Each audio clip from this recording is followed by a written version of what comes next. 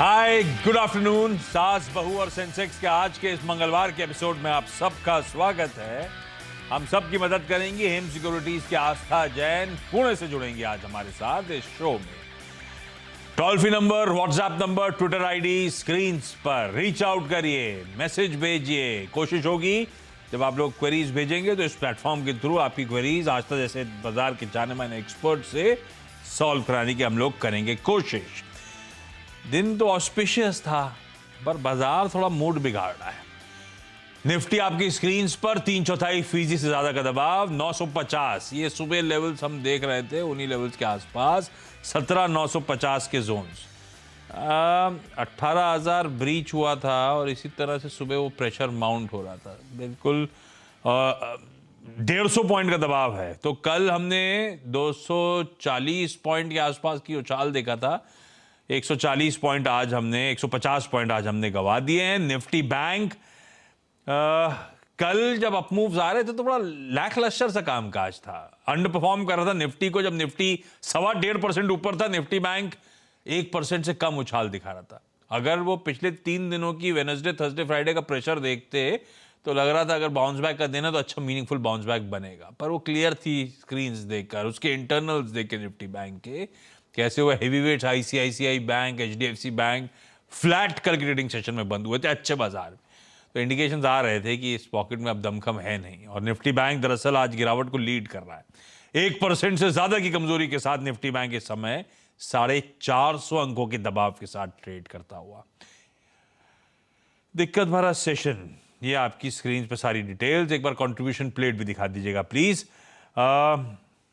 Tata Motors single out कर रहा हूं क्योंकि गजब के मूव्स आज हैं उस क्वार्टरली अपडेट के बाद। अदरवाइज भारतीय एयरटेल जो लगातार ब्रोकरेजेस के व्यूज अच्छे आ रहे थे, अच्छा मूव्स दिखा रहा था, भारतीय एयरटेल आज दबाव में आता हुआ आपको नजर आएगा। टॉप कंट्रीब्यूशन में नहीं आएगा, लेकिन भारतीय एयरटेल में मीनिंगफुल 3% के आसपास ही कमजोरी।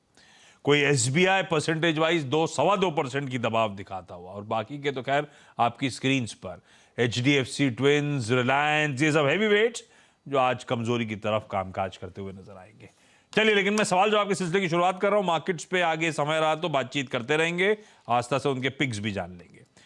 आज हमें जाना है देहरादून, अहमदाबाद और दिल्ली, जो सब जुड़ चुके हैं। आप सबका स्वागत है, आप सबको गुड आफ्टरनून। सबसे पहले देहरादून से मीना जी स्क्रीन पर। मीना जी हाय, गुड आफ्टरनून मैम। बहुत ठंड हो रही है देहरादून में? या बहुत ज्यादा। आज ठीक हुआ कि आज भी ठंड बहुत ज्यादा है? कल और आज से कुछ इंप्रूवमेंट आया या आज बेटर है? और कल भी बेटर था, 2 दिन से ठीक है, नहीं तो बहुत ठंड पड़ रही थी यहाँ तो, बहुत कोल्ड 6 डिग्री तक आ गया था। अरे बाप रे। मीना मैम, पहली क्वेरी कौन सी आस्था के लिए? एक्चुअली मैंने रेलवे के शेयर्स में मैं इंटरेस्टेड रही हूँ हमेशा, तो मैंने लिया हुआ था TWL, टीटागढ़ वैगन। रेलवे के शेयर हमेशा खरीदती रहती हूँ, आप ये कह रहे हो? हाँ, एक्चुअली मैं ये काम 20 साल से कर रही हूँ, लेकिन बीच बीच में कभी जब फ्री रहती हूँ करती हूँ, फिर छोड़ देती हूँ। तो ये मैंने कुछ साल पहले लिए थे, करीब 7-8 साल हो गए होंगे। तो हाँ। उस समय ये काफी लो रेट हो गए थे, तो मैंने उसको रख के छोड़ दिया था। ये और टैक्सीमो रेल भी लिया था। हाँ। 500 दोनों। हाँ। और फिर उसने उन्हें रख के छोड़ दिया। फिर अब देखा कि थोड़ी फ्री हुई तो मैंने सोचा कुछ किया जाए शेयर में भी, तो इन्हें निकाला तो अच्छा रेट, TWL का तो अच्छा रेट आया हुआ है। टैक्सीमो रेल का अच्छा रेट अभी नहीं मिला मुझे, क्योंकि मैंने टैक्सीमो रेल 120 में लिए थे और TWL लिए थे 140 में।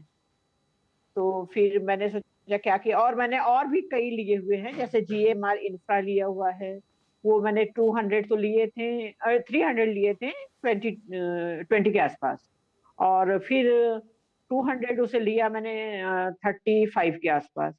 तो उसे एवरेज कर दिया 30 की, मतलब अपने आप कर दिया कि 30 के आसपास ले लिया। मैं एक काम करता हूँ, पहले रेलवे वाले स्टॉक्स निपटाता हूँ, फिर आता हूँ मैं GMR एयरपोर्ट्स पे। ओके तो लंबे अरसे से रखा हुआ रेलवे स्टॉक्स, टीटागढ़ वैगन्स तो अच्छे खासे अब अपटिक्स दिखा रहा है, पर समय काफी दे दिया है स्टॉक को। अब जाके 80-90 रुपए के गेन्स हैं। मेरे ख्याल से टेक्समैको रेल जिसकी बात कर रहे हैं वो अभी भी आपके बाइंग के नीचे ही चल रहा है ना? आप चल रहा है। आज तक क्या करा जाए भाई, ये दोनों स्टॉक्स फंडामेंटली लंबे अरसे से हैं पोर्टफोलियो में। करना क्या है, एक में गेन हो रहा है, एक में लॉस हो रहा है। जी बिल्कुल। Good afternoon Ashish. Hi ma'am. सभी यहाँ पे जो भी हमारे साथ जुड़ी हैं महिला दर्शक उनको भी बहुत-बहुत यहाँ पे गुड आफ्टरनून। सो अगर देखा जाए, देखिए टीटागढ़ ड्रैगन की मैं बात करूँ आशीष, तो यहाँ पे जो चार्ट्स की स्थिति है वो तो बहुत अच्छी बनी हुई है, तेज़ी में लग रहा है ये काउंटर। मैं यहाँ पे मैम को सजेस्ट करूँगी कि थोड़ा मैम आप वेट कर लीजिए स्टॉप लॉस के साथ, जो तकरीबन आता है 212 के ज़ोन में। सो 212, 210 के एक स्टॉप लॉस के साथ इसमें बने रहिए, क्योंकि ये स्टॉक अपने न्यू हाइस पे चल रहा है। तो जो मैंने यहाँ पे नया इसका हाई कैलकुलेट किया है वो मेरे हिसाब से 260 के स्तर पे आ रहा है।